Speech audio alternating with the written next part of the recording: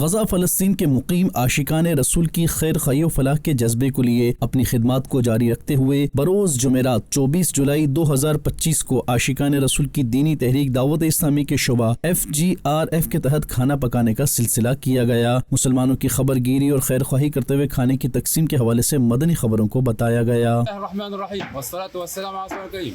Today is the 24th of July 2025. My team FGRF on the ground, lamenting hot meals for space families in the north of Gaza. We'd like to thank all the donors for their kind support. Well accept all of your work.